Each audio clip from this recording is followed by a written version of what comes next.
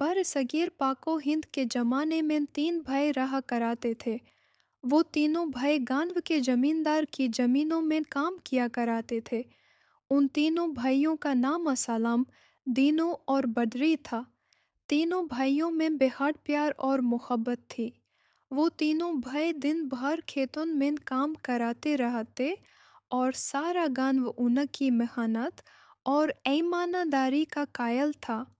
उन तीनों भाइयों का जब भी जिक्र आता तो लोग उन्हें तीन भाइयों के नाम से याद किया कराते थे।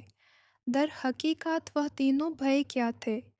कहीं कहीं के भटके हुए मुसाफिर जो काफ़ी अरसे से एक साथ मिलकर रह रहे थे और एक साथ काम कर रहे थे। वो तीनों एक एक करके एक दूसरे से मिले थे। उनके माँ बाप, उनके अब अजदाद, यहाँ तक कि उनके बीवी बच्चों की भी कोई खबर नहीं थी। लेकिन वह तवील अरसे से एक साथ ही रह रहे थे। गांव की नई नस्ल तो इस बात से बिल्कुल ही नाखबर थी कि वो तीनों भाई हैं कि नहीं। असलाम, दीनू और बदरी सारा दिन खेतों में काम कराते रहते। उन तीनों भाइयों का कहीं कोई ठिकाना नहीं था।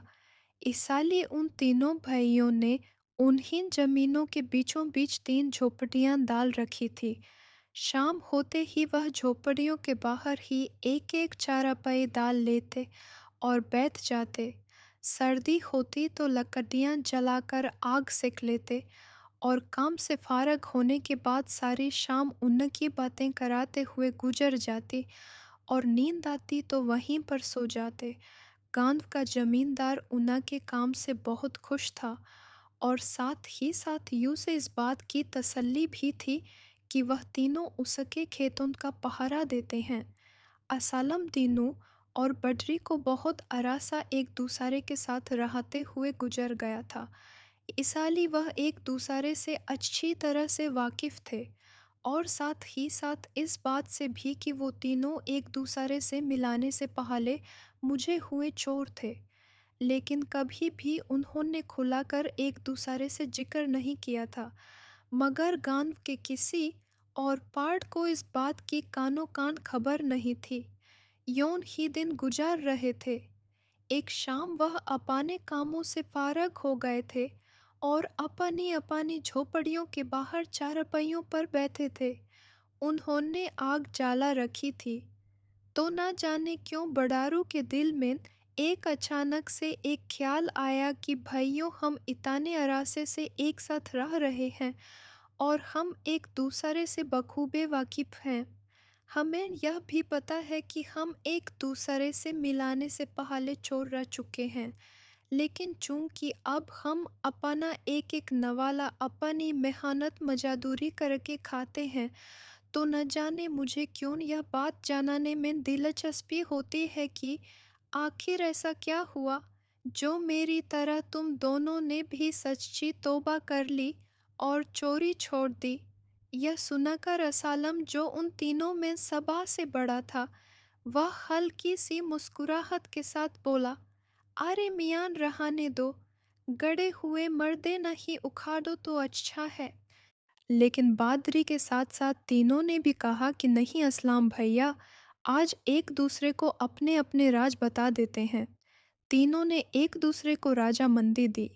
ईसा के बाद वहाँ चंद लम्हों के लिए खामोशी छा गए और वह दहलती हुई शाम उन्हें माजी की याद उनकी तरफ घसीटते हुए ले गए। असलम चंद लम्हों के लिए खामोश हो गया।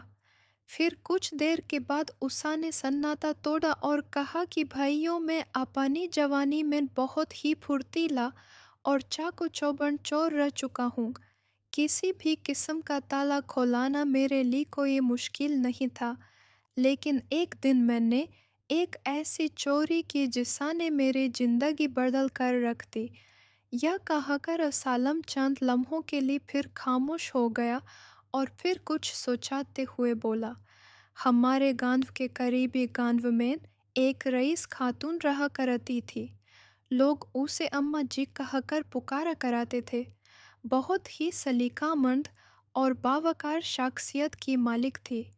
वो अपने असूलों की इतनी पक्की थी कि उसकी मिसाल दुनिया पर नहीं मिलाती। और रईस ऐसी कि जैसे वह किसी मुल्क की बादशाह हो। कोई कहा था कि ईसा के बेटे अमेरिका में रहते हैं, जो ईसा के पास इतनी दौलत है। और कोई कहा था कि ईसा की लॉटरी लगी है। उसके साथ नौकरों की एक बड़ी फौज थी, जो उषा का ख्याल तो रखाते थे, मगर उषा का कोई अपना नहीं था। यह सब जानने के बाद मुझे अपना काम और भी आसान लगाने लगा।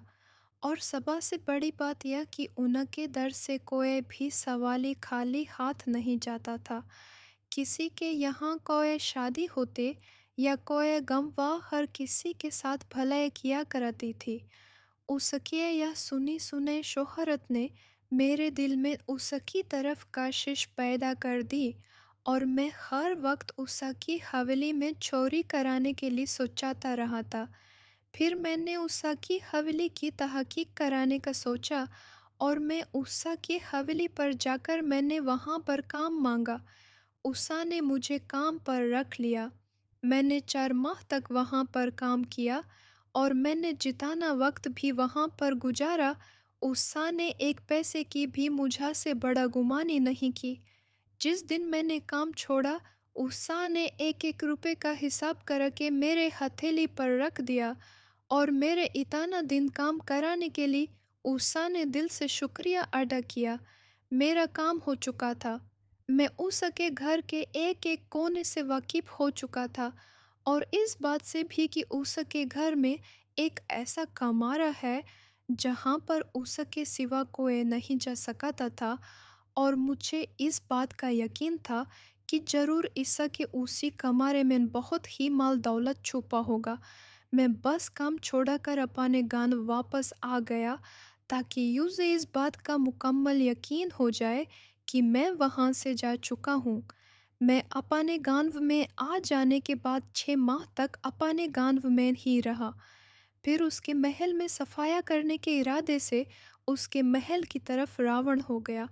सर्दियों की रातें लंबी होती हैं।